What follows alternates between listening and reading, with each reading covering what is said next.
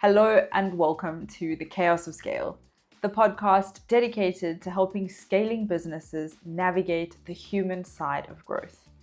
I'm your host, Andy Golding, and today we're introducing our second guiding principle, beware the curse of knowledge.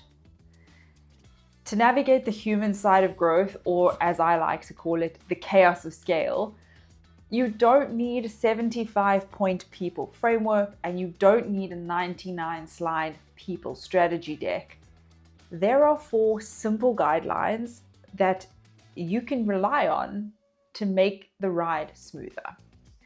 Today, we're exploring the second of the 4 guidelines, beware the curse of knowledge. In our previous episode, we explored the first guideline of pause for quality. And in our next episode, we will explore the third guideline, lean on kindness. As always, I promise to leave you with at least one thing that you can think differently about in how you show up at work, and at least one actionable step to help you be rad or even more rad at work. You know the drill. Please like, subscribe, share, and for some extra kudos and gratitude, please leave a review. Okay, what is the curse of knowledge? This was first demonstrated in an experiment in the 1990s in Stanford run by Elizabeth Newton. And in their experiment, they had tappers who would tap a song, and they had listeners who would guess a song. So, what song is this?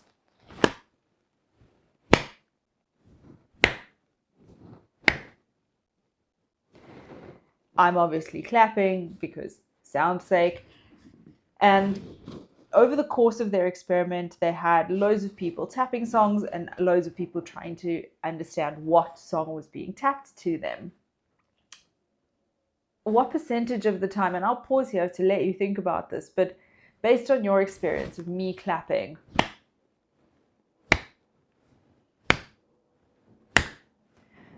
what percentage of the time do you think that the listeners guessed the song correctly while they were running the experiment?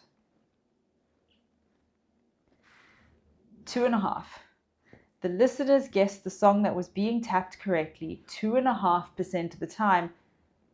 And it's actually not that surprising, because for me, it's so obvious that I'm clapping happy birthday, but for you, it's just this kind of garbled Morse code. And so often when we're communicating at work and life in general, we have this full color, high-res 3D image in our mind that we're communicating from, and the person that we're communicating to might have a blank piece of paper or just a pencil sketch. So we're blinded by our own curse of knowledge because it's obvious to us, but it's not obvious to them. So much of the time, especially in fast-moving and chaotic environments, we forget that we have more context or more insight or more information or more knowledge than the people we're speaking to. And this can really get in the way, because often you may think that you have given someone all of the information that they need to move forward and to take actionable steps and to create quality work. But so much information that you take for granted, they may have no context of. Our first guiding principle, pause for quality, is so important in becoming aware of your own curse of knowledge. You have to stop and pause and consider, what do you know that they don't?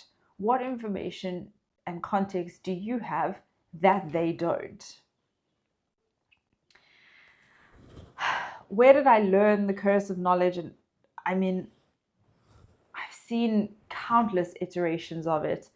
I see it every day, but one of the first memories that I have of running into something like this so vividly, long before I had a term coined, the curse of knowledge, this was really early in my career. I had just started my very first company, and I was running an employee experience survey with a scale up.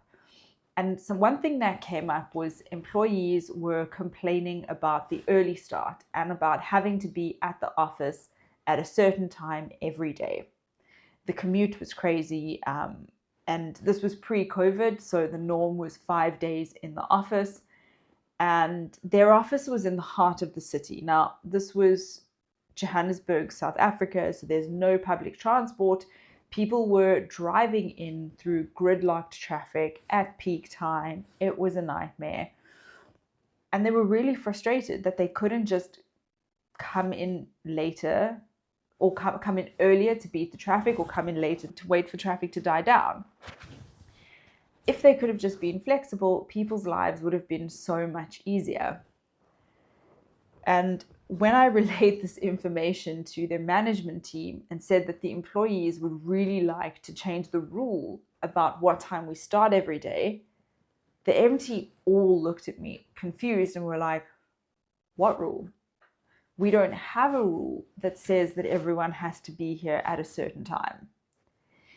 And so I dug a little bit deeper, and it turns out that the MT, the management team, all live really near the office. And so they had made a decision to come in early for a daily meeting amongst themselves at 8:15 a.m. because that was totally doable.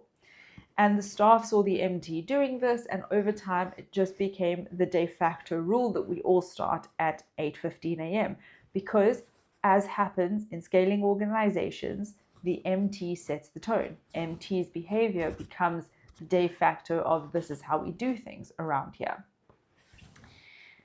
It was so obvious to them that this wasn't expected and that this was not a requirement or a rule, but not everybody knew that. They assumed that everybody knew it, but they didn't.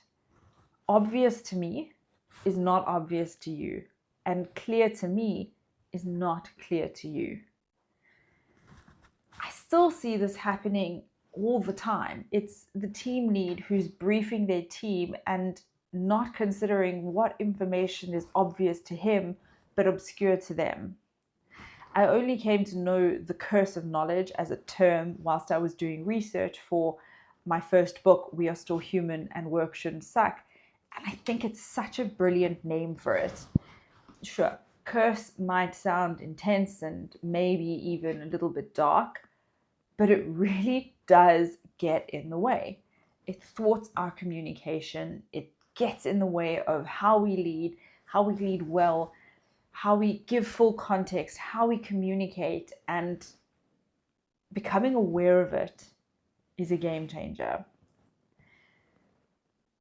And it's everywhere. It's the HR business partner who knows the hiring process so well that they assume that each hiring manager understands the hiring process and doesn't need to be handheld through it.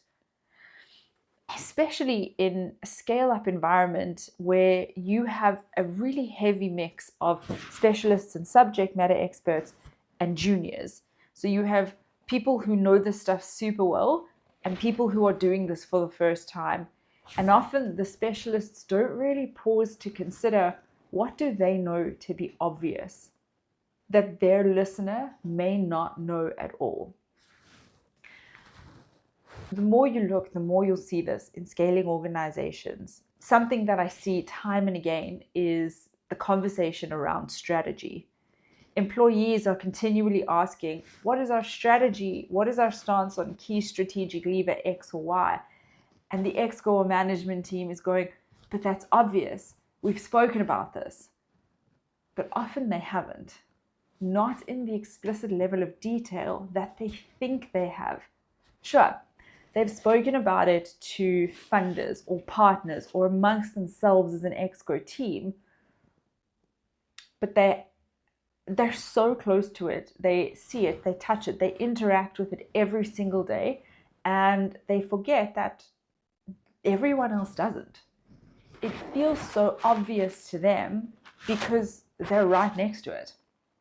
But for the people who are a few degrees removed from it, it's actually not obvious at all. The guiding principle of beware the curse of knowledge reminds us that we might know more than the people we're speaking to, and we have to constantly be aware of that. if we want to elevate the quality of work or the speed of delivery, we need to be aware of what information might be missing and what we need to communicate for what they need. And that we need to communicate from what they need, not from what's easy for us to say. I'll say that again. We need to communicate from what they need, not from what's easiest for us to say. So what can you do about this from tomorrow? Firstly, next time you're sharing an update with your team, consider the information that you take as obvious, that they may not even be aware of. What context do you have that they're missing? And when you're sending your next email, don't be afraid to add in a few extra lines to ensure that the recipient gets the full picture and has everything that they need to move forward meaningfully. Again, what context or insight do you have that they don't? Beware the curse of knowledge. What do you know that you're taking for granted when communicating with others? What context do you have that they may be missing?